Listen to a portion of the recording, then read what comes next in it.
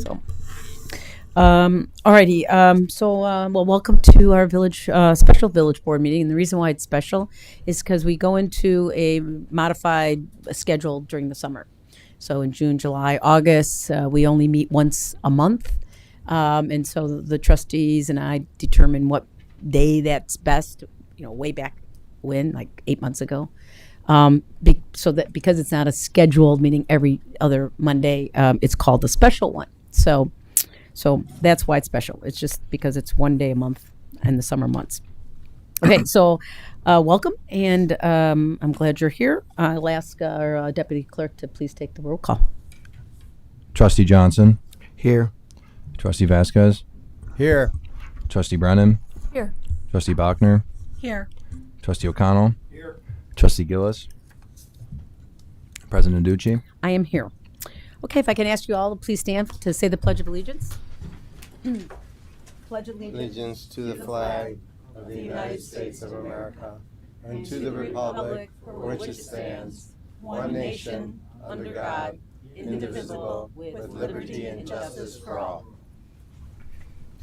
Okay. All right. It looks like all the speakers are on for item 7A, so we'll get there momentarily. So unless anyone wants to speak right now, I'll wait until that item comes up, and I'll ask each of the speakers to come to the podium and hopefully spend no more than 5 minutes telling us, speaking to us. Okay, so with that, I will ask the elected officials for comments and announcements. If we can maybe start with Trustee O'Connell.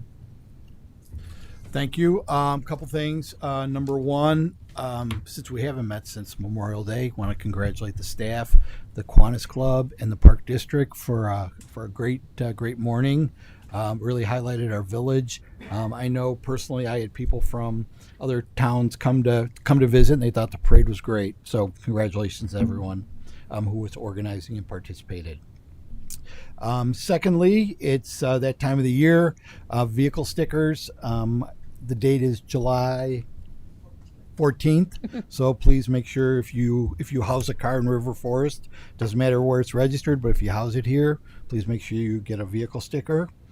And I will let our village president explain what exactly her little adventure was over the past couple of weeks. But I want to congratulate her and her friend Ed on finishing 6th in the world in this competition called the High Rocks competition. Yeah, it's not even worth talking about. I was exhausted watching it on TV. Yeah, I'm exhausted on thinking about YouTube. it. So, but Well, congratulations thanks. to you and Ed. So that Thanks. was a lot of fun watching you watching the competitions. Oh, boy. Other than that, that's what I got. Thanks, Bob. All right, thank you. Trustee Johnson. I would also just like to extend, because it's been a while, congratulatory comments to two things. One, the Pride Fair and the staff and everyone, and Ms. Bachner, everyone who pulled it together. And then also my second one is the one that happened today, which was the Juneteenth flag raising ceremony. I thought that was also done well. And I'd like to congratulate the staff as well as Trustee Brennan specifically for putting it all together and working so hard on it. Other than that, I have no other comments. Okay, great. Thank you, Trustee Johnson. Katie. Thank you, Ken. Well, we're sort of coming off of a high from that event today. Although it was very hot, we had wonderful attendance, and the participation was fabulous. It's our third Juneteenth flag raising in the village, a partnership between the village and the public library, held at the public library. And every year it's a little bit different. This year we had students participating from Grace Lutheran, OPRF, a Fenwick grad. Langston's a Fenwick grad? He's OPR. OPRF, okay. Lots of heavy OPRF. Couple Dominican representatives. This year we had music. Someone played the guitar and sang the Black National Anthem. It was just beautiful. And so want to thank everyone who participated and who, including Kathy, who participated, and Chief Gartner and his team who helped raise the flag with a team of our very own Girl Scouts from River Forest. It was a lovely collaboration. And in particular, I want to thank Matt and Trish for their help in planning it. there was a lot that went into it. And I think I saw Dr. Bradford Hill sneak in at the very back of the room. She gave the most beautiful and educational and inspirational presentation, sort of the highlight of the event. So coming off of that high, and I will say that my heart is full from that event, and I look forward to next year being our 4th annual. And one other piece of that is that we did have the Traveling Juneteenth Museum at that. And the Traveling Juneteenth Museum does appear at other public events where you can go and tour it. The next public event is going to be Wednesday at Westchester, where they are having their Juneteenth flag raising. So it goes to private events and public events. And if you haven't had the chance to experience the museum and the education that it offers, I recommend it. Thank you. Thanks, Katie. All right, Rez? Okay, sure. Let me start off with giving a belated Happy Father's Day to all our dads and father figures from yesterday. And then I also want to mention that the village is conducting the lead pipe survey. We're trying to identify all the lead water service lines in River Forest, and we'll need everyone's help in terms of identifying and filling out the survey individually for your place of residence. The last thing I want to talk about is, you may recall I was the one who mentioned too about the elimination of this grocery tax from the state.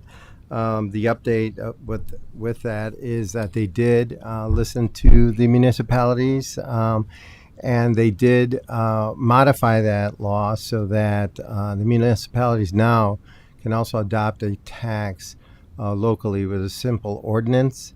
And also, if the villages or municipalities do, it will not be subject to any state administrative fees, which is a great help for the municipality. So congratulations to, I know, Kathy, you were participatory with IML and all of the other organizations for the municipalities. So thank you for that. So other than that, that's it. Thank you. Thanks, Rez.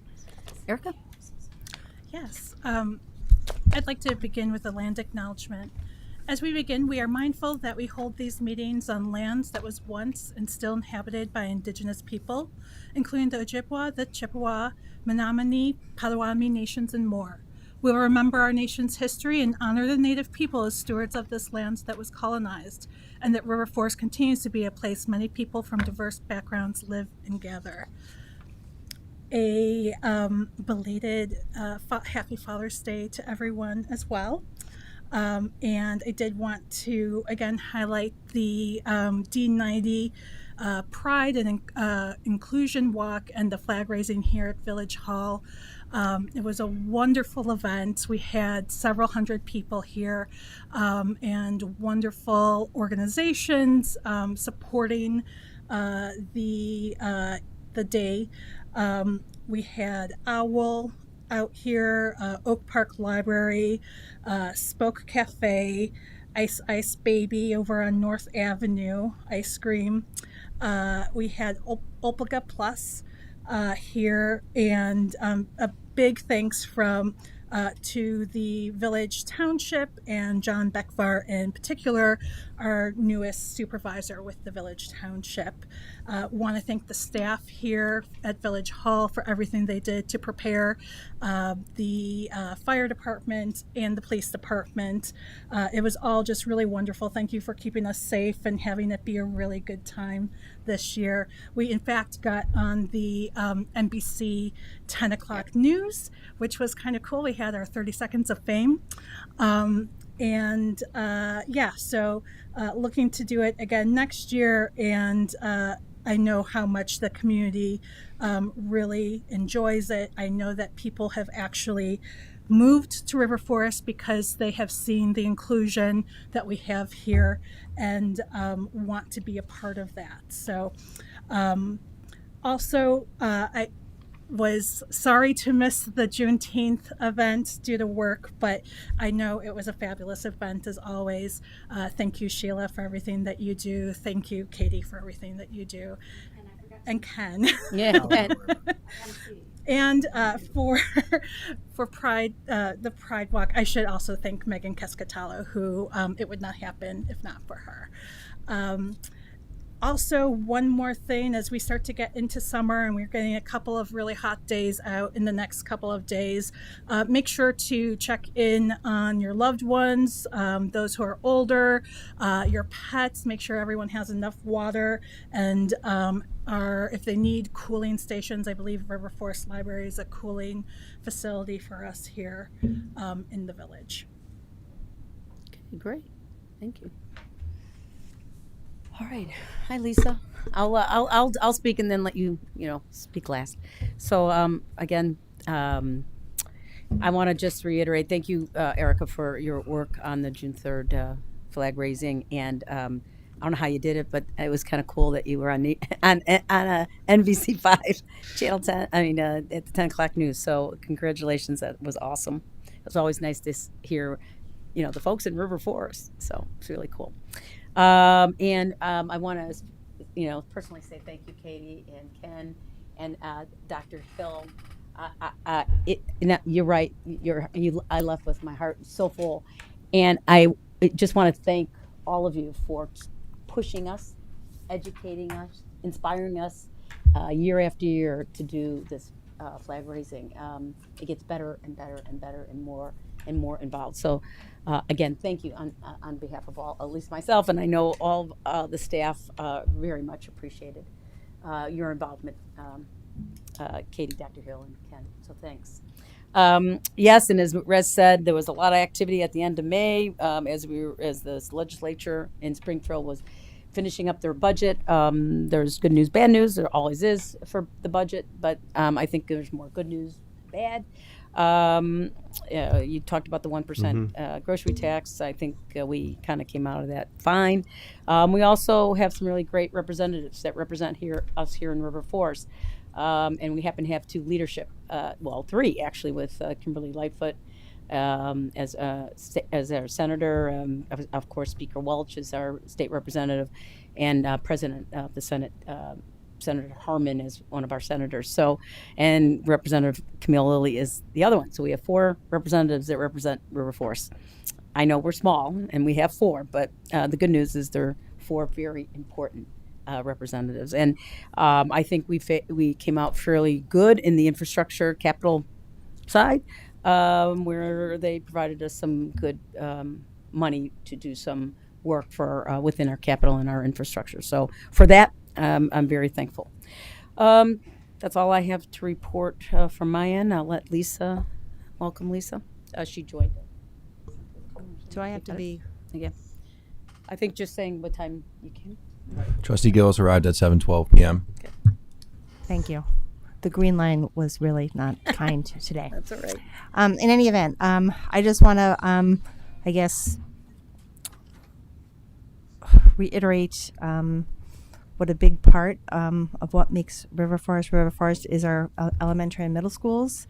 And Kathy and I were at the 100th anniversary celebration, which was truly a walk down memory lane for those of us who recently had kids there, and I can't imagine what it was like for all the older folks who went there themselves, at the start and that kind of thing. So here's to the next 100 years of great schools in our town. Thank you. Yeah, thank you, Lisa. Yeah, that was pretty cool to see these pictures 100 years ago. Okay, so that concludes the elected officials' comments and announcements, and then we'll move on to the consent agenda. If I can get a motion to approve the consent agenda items A through H. Motion to approve consent agenda items A through H. Second. Okay. Any comments, questions regarding those items? Hearing none, I'd ask our deputy to please read each item and then ask for the vote. Item A, Village Board of Trustees meeting minutes, May 13th, 2024. Item B, Village Board of Trustees executive session meeting minutes, May 13th, 2024. Item C, May 2024 accounts payable and payroll, $2,183,542.78. Item D, Administration Department report. Item E, monthly department reports. Item F, financial report, May 2024. Item G, purchase approval, CDS Office Technologies, mobile dispatch terminals, $71,788.65. Item H, award of contract, fiscal year 2025, tree and stump removal program, Homer Tree Care, $41,650.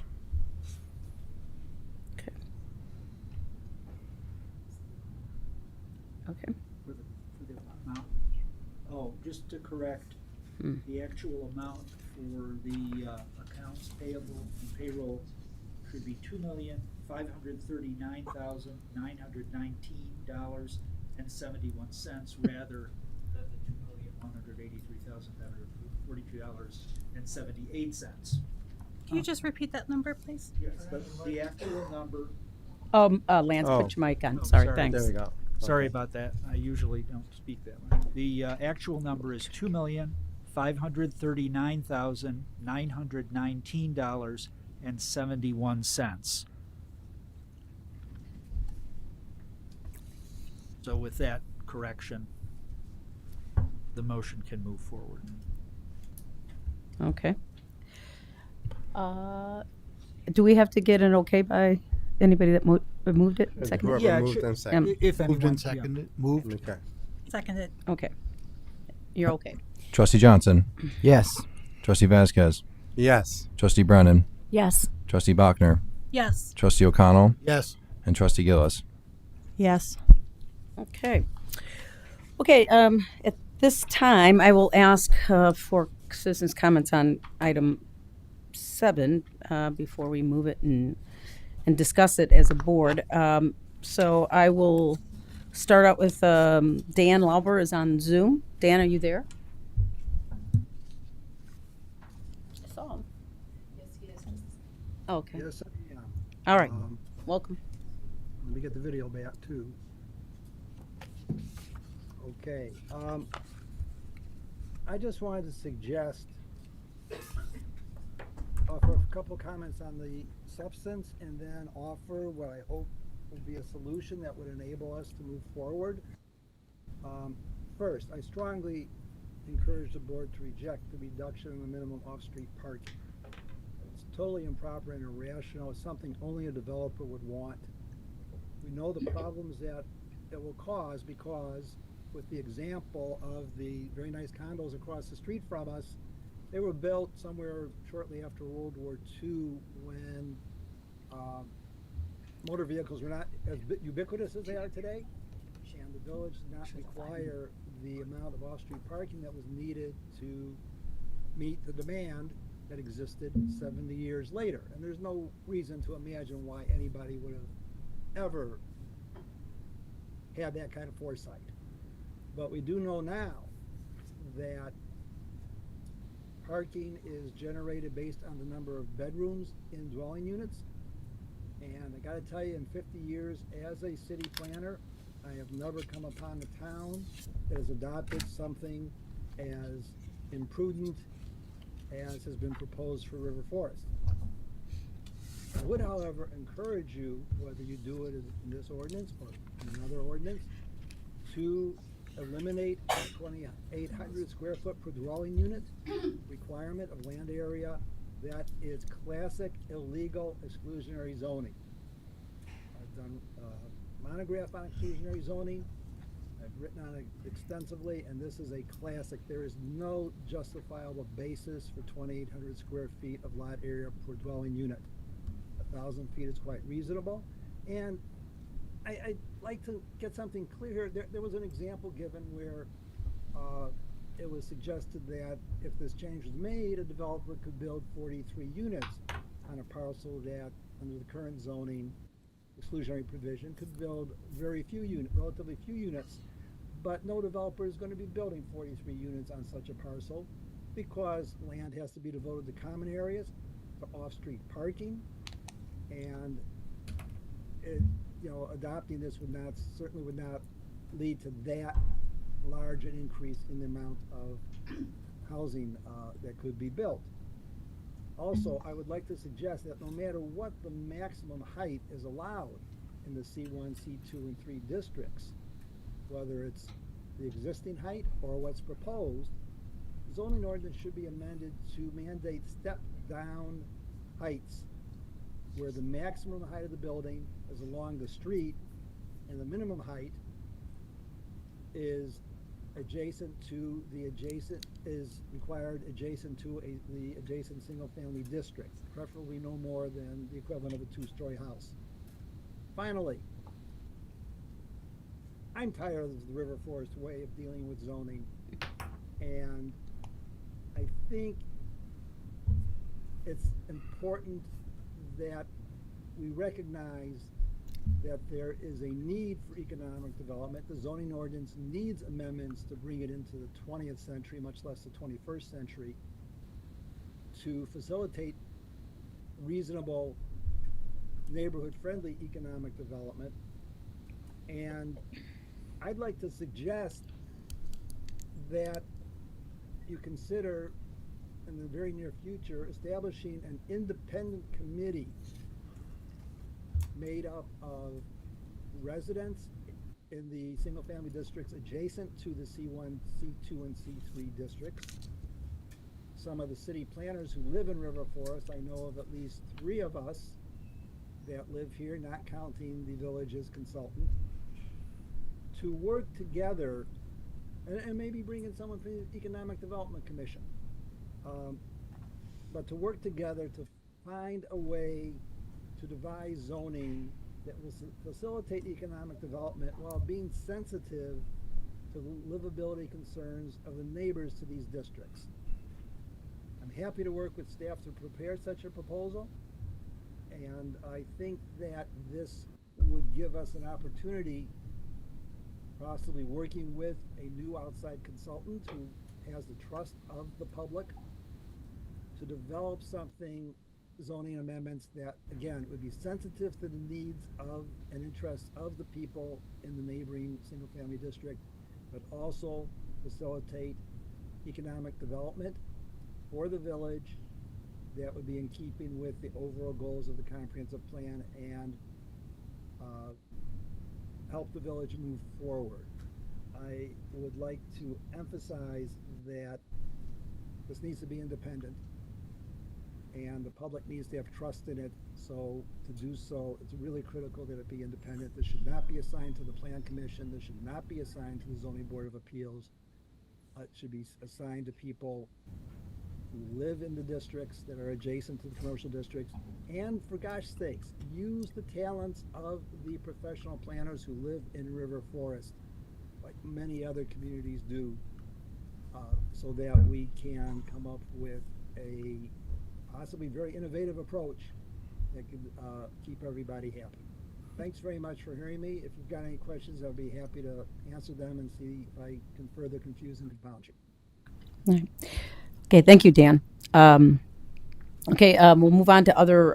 I just want to remind the public speakers, if you could stay within the 5 minutes, it helps then to move the program along a little bit. So we don't have many speakers, which is good. So I got Marianne Zay. Marianne, you're up next.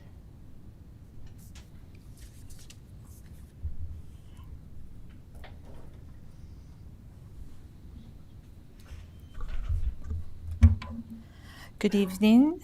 My name is Marianne Zay. I am now a 24-year resident of River Forest and a registered architect.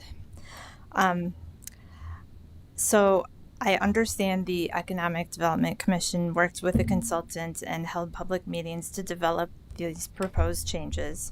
I was unable to attend the ZBA hearings on the proposal and would like to express some thoughts on the matter. I am generally not in favor of the zoning amendments as proposed, although I'm not fully aligned with the petitions that have been circulated against it, so I did not sign the petition. Regarding the height and density increases proposed,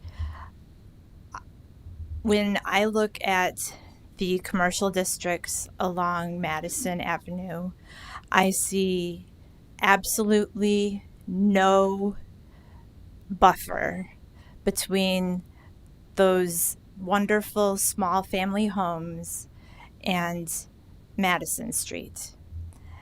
And I think putting up a giant building on their south-facing lawns that's going to cast a large shadow on their neighborhood is a very bad idea. I think there needs to be more transition there.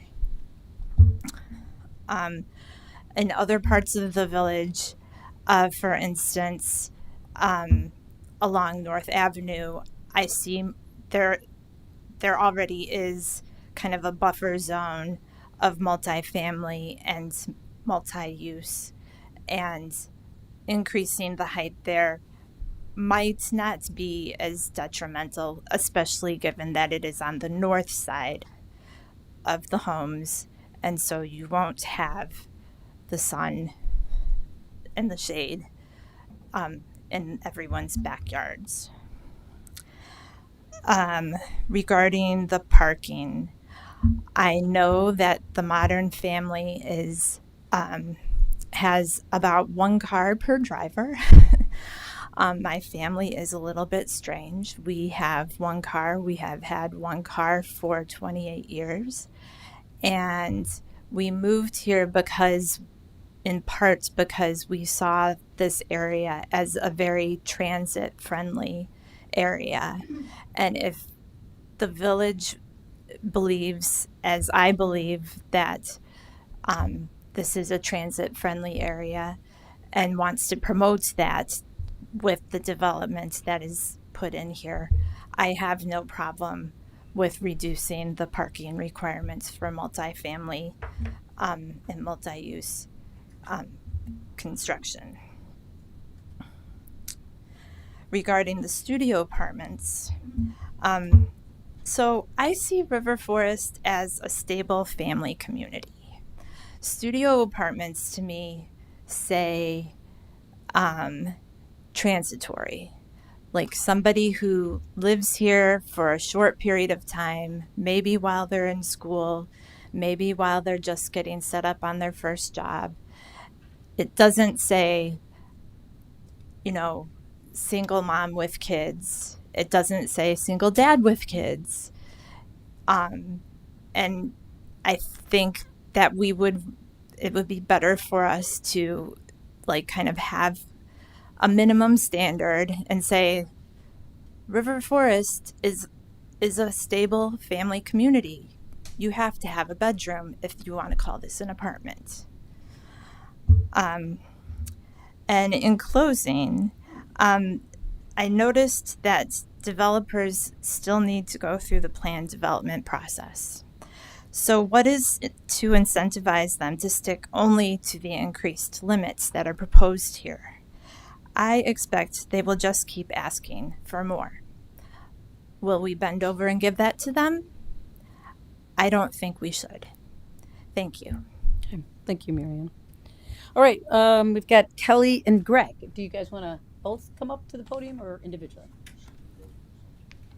Okay. So I want to talk about the schools, and Trustee Vasquez, I want to double down on your comments about that. I want to be proud of the public school systems that I'd like to be able to send my children to. I just had a child graduate and didn't have the luxury to send her in because of transitioning from another neighborhood and already being in a private school system and trying to be less disruptive to her. But I'm very much looking forward to sending my youngest, who is already in the public school system since the minute we moved in. I live at 1226 William Street. I moved in July of 2021.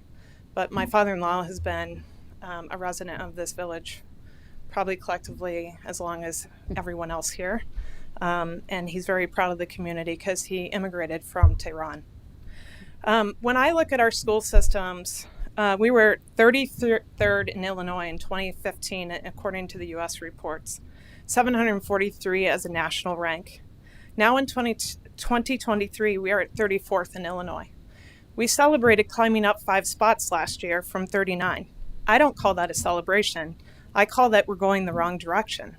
We should be going higher, not lower. We also ranked 907th in a national rank, way, way down from the 743rd national rank that we celebrated in 2015.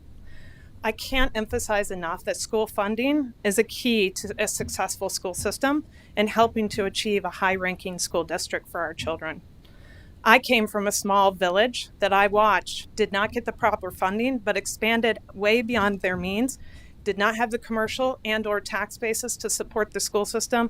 And I watched the school system go from the top down to a very low rank and had all kinds of problems and challenges in the school systems as a result. And many people fled the village as a result. It did become a city. I guess it got that award and everyone went to that celebration. That wasn't as landlocked as we are here in River Forest. We had a lot of farms, so we had a lot of land to build on.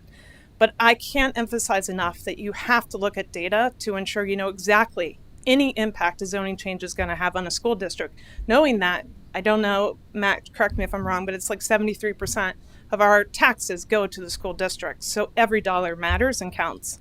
So I want to restate my concerns to all of the trustees, the reason I continue to speak out against the zoning changes. And it really comes down to I've not seen any real data that shows me that this is going to be tax beneficial to the school system as a whole. First, I want to acknowledge that our village has done an amazing job getting a real demographer to run a real report. If you have not read it, it's pretty thick. I'm happy to do a class on it because if you're not a researcher or a data person yourself, which is what I do for a living, it is very dense, but it is so impressive the work that was done and paid for by this village by a real demographer who did an outstanding job helping us understand the demographic changes of our community. So I just wanted to acknowledge that's where a lot of my findings are coming from.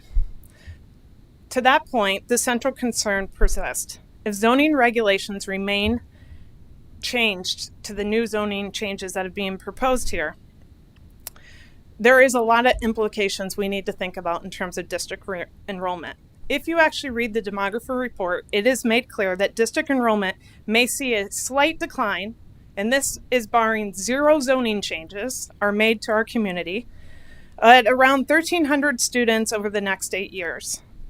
This is in contrast to any report that has come out that the demographer did not anticipate a decrease in enrollment. Instead, they underscored that stability would be maintained. Furthermore, the report assumes no notable changes in population or household growth stemming from any zoning adjustments. Well, I think we all know that zoning adjustments not only bring population and density change, they bring household growth. If we look at Oak Park, recent tax increases in Oak Park, primarily attributed to heightened school funding, mirror the strain anticipated in River Forest due to the proposed zoning changes. Additionally, the decline in traditional storefront businesses exacerbates this situation, with online competition like Amazon and many other big box retailers leaving many of our storefronts vacant in River Forest and our small business owners struggling to survive, imposing tax burdens and diminishing community appeal. Despite the potential impact of high-rise developments on public services and infrastructure, River Forest has yet to properly conduct assessments, revealing a significant planning gap in any proposed zoning changes that have been brought forward to date. Finally, the demographer themselves underscores that the report has a massive oversight in accounting for potential changes in household sizes, population densities, and zoning regulations because no changes were provided to the demographer at the time of running the report. This only underscores the necessity for conducting a what-if scenario assessment before implementing any type of zoning changes or rezoning, or whatever word you'd like to call these text amendments that could impact these variables. The great news is we have a model. We can plug in the numbers into this wonderful school model that we have to understand the true impact on infrastructure, on school enrollment, on taxes. And so I highly encourage you guys to, once again, possibly get a committee of data experts in our community, bring back that demographer, and let's get a report that helps us understand how the future of any zoning changes can help grow and benefit our school system and district. Thank you. Thank you, Kelly. Greg? Hi, I'm Greg Abkarian, her husband. My family's been in River Forest since 1973. I haven't changed the address on my driver's license ever, so it still has my parents' address on it, which is 1430 Lathrop.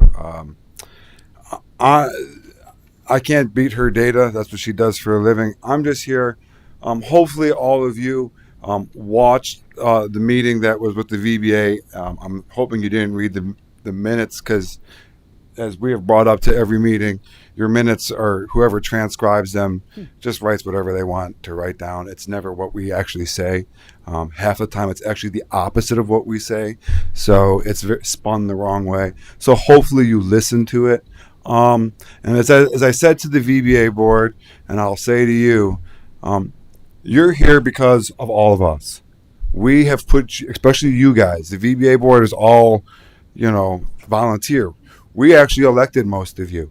Matt Walsh and the attorney and yourself, we didn't elect, but we elected the rest of you. We did that because we entrust you, but also because we think you have our values in mind. If you went to that last meeting and you saw how many people in this town were against what you're planning, and the whole time we've been against it, and we've asked for you guys to, hey, maybe make a little adjustment, and you never wanted to. You wanted to steamroll it down our throats and have whatever you wanted. The village doesn't want that. You're going to vote whatever way you want tonight, and that is fine. But I am telling you, the village doesn't want it, and you're here representing us. Not what you want, not how you think the village should be, none of that. You're here to represent what we want. We elected you because we entrust you with how we want the village, and we think you will best put forward to do it. So this is on you, but you know what the village wants, and it does not want this. So thank you for your time, and I also know that you probably get a lot of grief either way on this, so I'm sorry about that. But again, the village does not want this. So thank you again. Thank you, Greg. Okay, is there anybody else that concludes what's written on who signed up? But I'm certainly willing to open up to anybody that has not signed it. Okay, Margie.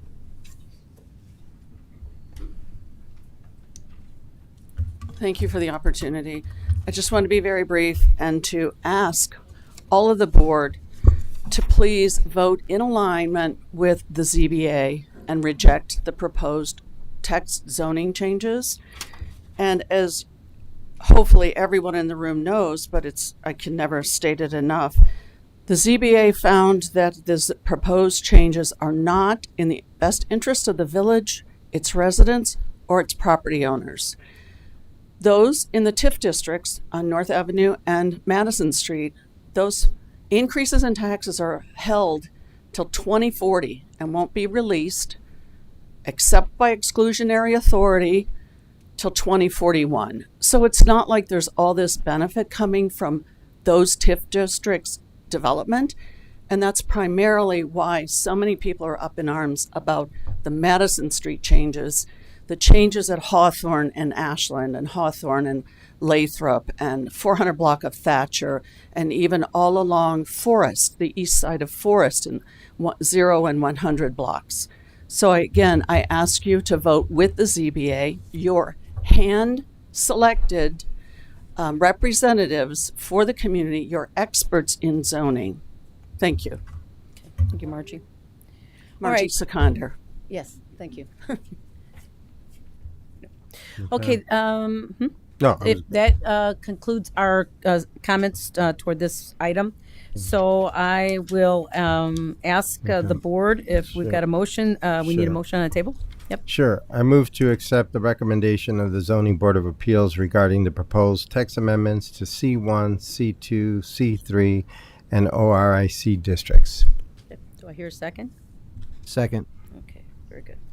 All right, I'm gonna now, it's our turn to kind of speak, but I will open it up and then I will let other trustees speak. I'm in agreement with the ZBA recommendations. I think they did a very good job of listening. Actually, I think everyone did. I think the Plan Commission did a great job of listening to the public by creating our comprehensive plan. I think our Economic Development Commission did a very great job of looking at economic development as it relates to our community. And I think the Zoning Board of Appeals did a very good job of listening to our public as the zoning codes, what they mean to our community. So on behalf of the board and myself, I want to say thank you to our volunteers for spending a lot of time and energy around this issue, but it needed to be discussed. So for that, I'm very thankful. I think Chairman Martin and the other commissioners did a very nice job of writing up a findings of fact. And in there's a lot of good statements that Chairman Martin and the commission made, and such as like the proposed amendments were too extensive and had too great of an impact on the village character. Although many members expressed support for the elements of the proposed changes. So I think that goes along with many of what the commissioner said, and that is we like it, but not in whole, and we need to take it, by individual development. And that again says members felt that the plan development process protected village by allowing approval of individual variances after public hearings, comments, and negotiations with the developer, and that is true. So, as Chairman Martin mentioned, both the Development Review Board, which is basically is a combination of plan and zoning, will look at individual developments through this process. So there's already an established process that we use for decades that works very well for our community, and we will rely on of course, the plan development process and the Development Review Board, which is the combination of plan and zoning. So again, it says, emphasize that while they could not recommend the current proposal, they were not opposed to economic development and saw a need for some of the changes. And I think many of you already mentioned that. So I think they did a very thorough job of listening and hearing, and I support their recommendations by rejecting the zoning changes. But my last other comment I just want to say, and I think we've said it in the community, is the whole conversation and discussion started out through the Plan Commission with the comprehensive plan, and in it said explore and discuss. And I think the board and myself, that's what we were out to do, is to explore and discuss. And it took us many years. It started in 2017 and ended in 2024. And even though it ended with a no recommendation, that's okay. That's fine. That was our desire, is to explore and discuss. And so with that, that's my point of view, and I would like to open it up to the other trustees.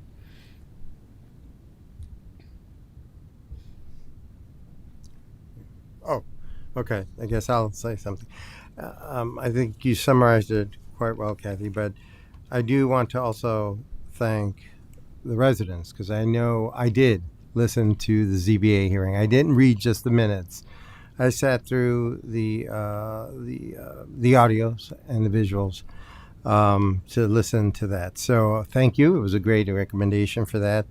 And I was able to see what people were saying. Our intent, again, was to have a discussion about this as it was recommended back.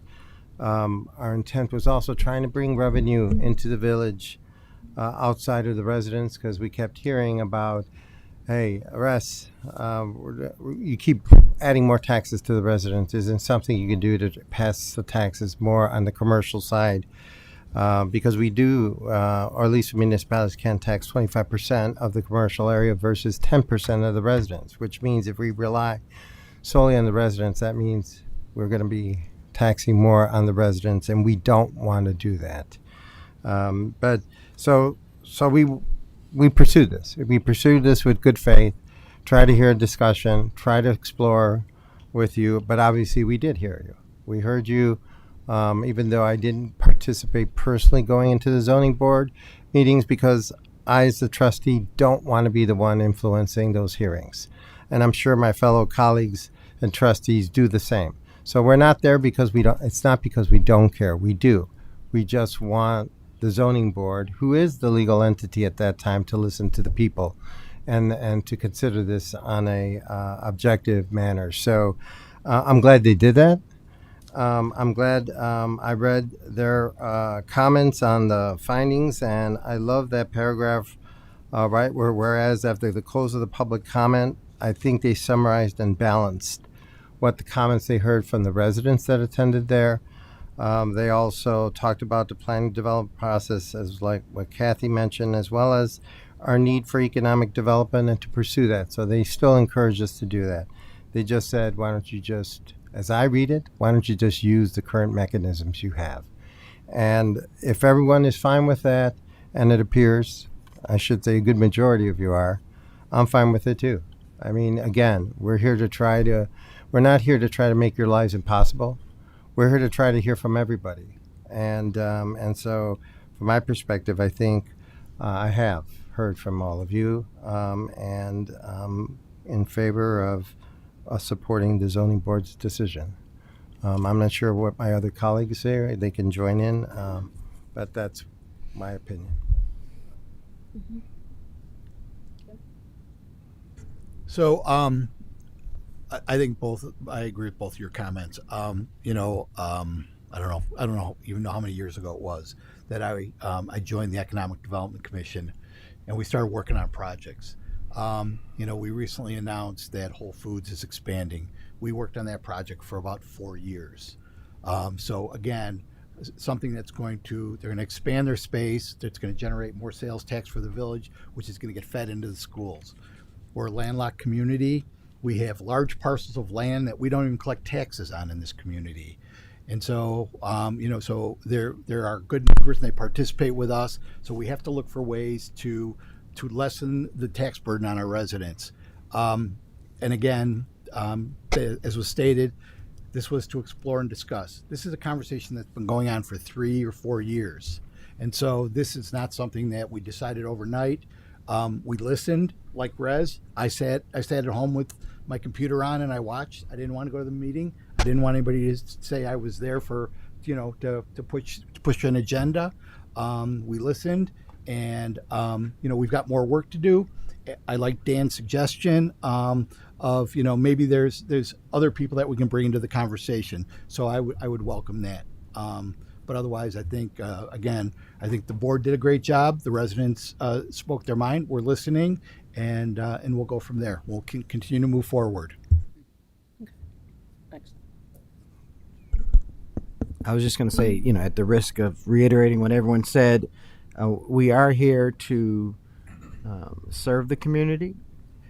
And in doing that, it takes sometimes a vigorous discussion on different issues. And so that's what we had on this.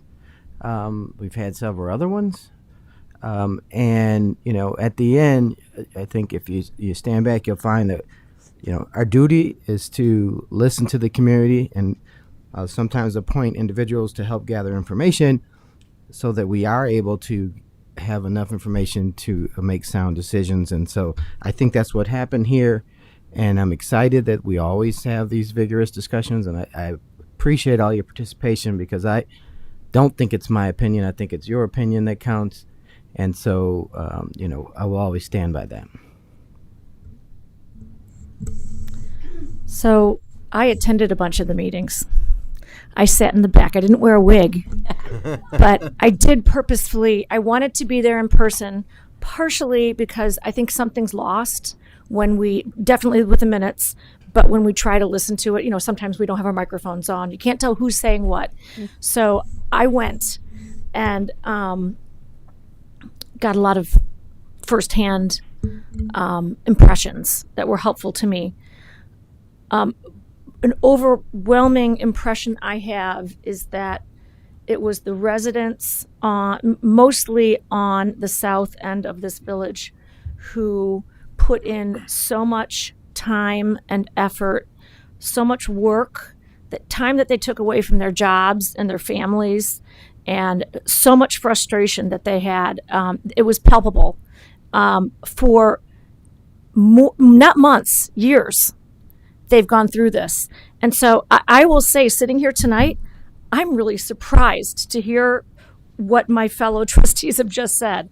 I thought it was, I didn't think that was what I was going to hear from you, because the last thing I heard was at the ZBA meeting at Concordia was the village representative making the case for the other side. So I've got whiplash right now. My job is a little easier tonight because of what my fellow trustees have just said. I'm glad about it, but were I one of the residents on the south end of town, I'd be like, oh my God, I just, spent, weeks or months of my life and all of a sudden, you're telling me, okay, it's okay, you're fine. So it's very surprising, but it is what it is. And I want to talk about next steps. I don't want us to just say, okay, this is it, and then we leave. I take seriously what some of the residents have said about the lack of trust in the village's current consultant. I listened to what Dan Lauber said with his suggestions, not only about the village consultant, but about some independent review. I think that we need to address those things now rather than let them languish like some things do and then not be addressed. And I would propose that we do move to select a new consultant, a new village planner. Thank you, Katie. I want to echo Trustee Brennan's comments. Those residents on the south side of River Forest did work really hard when Dan Lauber talks about having an independent group of people. They were speaking to our representatives and John Hausiel for a very long time. And the considerations that they brought up over and over again were obviously not in this packet tonight. I find myself with John Hausiel and our process here wondering why we didn't have something more sophisticated as zoning. When I look at other towns that look a little bit like us, Lake Forest, Winnetka, Elmhurst, Highland Park, this zoning is very sophisticated and takes into account the separate neighborhoods. It talks about things like Dan is talking about in having a not a setback, but having at a certain height the building backed up, whether that's from the front or the back. I don't understand how we didn't get to a point where that was a part of this packet tonight. We've had plenty of time. I do, however, want to comment on some of the public comments that I heard this evening. I do believe in density, and I do think that on Madison Avenue, on North Avenue, we should have higher buildings than we have now, and that what our zoning allows for us. We have not changed our zoning in 30 years.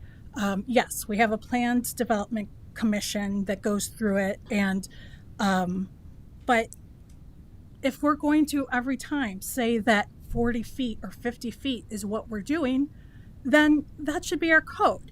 Again, maybe a little bit more sophisticated for each different neighborhood or pocket of area, but that should be a part of it. I think that we are at a detriment compared to other towns and villages when we are not fully showing to developers what the potential is. We look at Lakeland Lathrop. I know Kathy has a number of times have said when they were initially pulling that out, there was one developer, Marty Paris. There wasn't anybody else out there. And it could have been because our zoning didn't reflect what we actually may have been interested in there. I take issue with the idea that studio apartments or 1,000 square foot condominiums or spaces for residential are not a good fit for our community. We do have students here. We have quite a huge population of students here. We have Concordia and Dominican University. We do have people who are here because it's their first job and they're taking Harlem or Madison or North Avenue to that job in this area or to downtown because the transit is very good. It could be better, but it's very good. So to say that we should show ourselves as a stable family community, I take real issue with that. I live in a 100 square foot townhome. That's only 100 feet more than what the maximum is here. Is somebody saying that I shouldn't live here? When we talk about examples of revenue, we just built the Sheridan a couple of years ago, and that brings in at least $500,000, $800,000 a year to the school system. We need more places like that here. We need more places like that here to provide in. No, it's tax at residential. Yeah. Sorry. Whether it's commercial or residential, we need more tax revenue. Yeah, you're right. And that's correct. No worries. It's residential.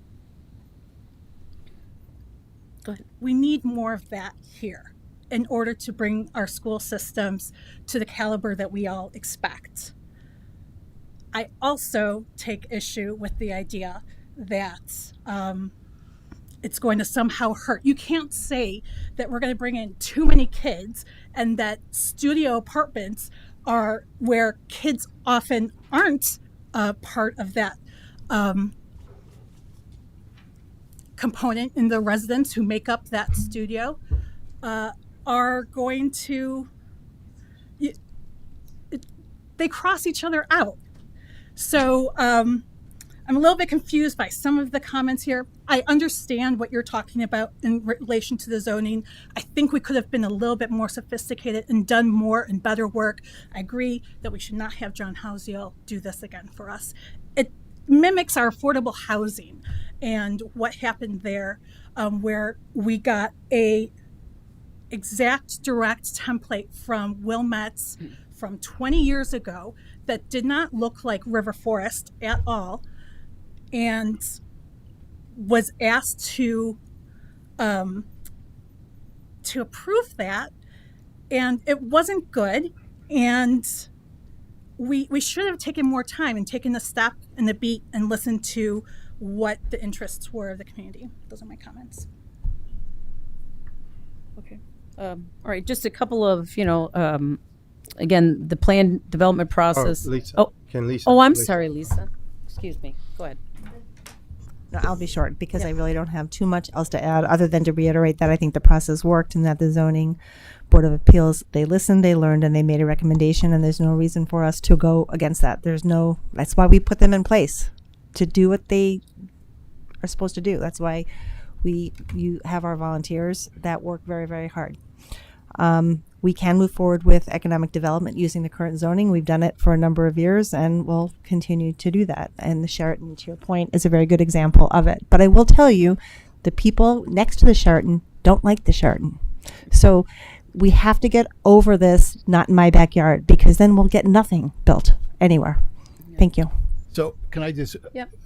Erica, so your comparison is a good comparison when you look at us versus other communities. And I happen to have lived in one of those communities. The biggest difference between us and them is the railroad crossing and the grades. So if you go to Elmhurst and you look at Elmhurst, all the multifamily development and all the development happens along the railroad grades. And so they have yes, a nice. But Highland Park has that as well. No, I know. I'm agreeing with you. I'm saying that's one of the detriments that we have is we don't have a grade crossing here. We're elevated, and so we don't have that area for additional places to expand our commercial development, our multifamily development, and most importantly, our retail development. So, but I agree with your comments. Okay. All right. Any other further comments from the trustees? Okay, let's take the vote. Are we going to further discuss next Well, I mean, steps that's not with on the agenda. I mean, I would recommend that what we do is we take that under advisement, and because we can't just throw somebody out and not do an RFP and all these other things. It's a process. We're a public entity. We got to do it right. So we heard you. I think that's something we'll bring back to the board table for more discussion, but I don't think we should make a decision Yeah, we also wholesale here. We also have one other legal limitation, just to remind everyone, this is a special meeting. And so unlike a regular meeting It's on a- where you can discuss under new business anything as long as you're not taking final action, we can't do that at this Yeah. meeting. So. Well, and we wouldn't do you. it anyway because it wouldn't be appropriate because we Yeah, need to do it I right. just wanted so. to point that Yep, out. thanks. Appreciate it. Totally understand that, and I just wanted to understand how that would proceed. Well, I think we'll bring it back to the board and have a discussion amongst ourselves about what we want to do. If that's the majority of the board wants to, go out to RFP, that's what we'll do. So, okay. All right. let's go. Trustee Johnson. Yes. Trustee Vasquez. Yes. Trustee Brennan. Yes. Trustee Bachner. Yes. Trustee O'Connell. Yes. Trustee Gillis. Yes. Okay, very good. All right, thank you. And now we're going to go into executive session. So I'll make a motion to move into executive session, and then if I can get a motion to move into executive session. Motion yes. to enter into executive session pursuant to 51 LCS 120/2C6 to discuss the setting of a price for sale or lease of property owned by the public body, and the village board will adjourn after executive session and will not return to open session. All right. Trustee Johnson. Yes. Trustee Vasquez. Yes. Trustee Brennan. Yes. Trustee Bachner. Yes. Trustee O'Connell. Yes. Trustee Gillis. Yes. Yes.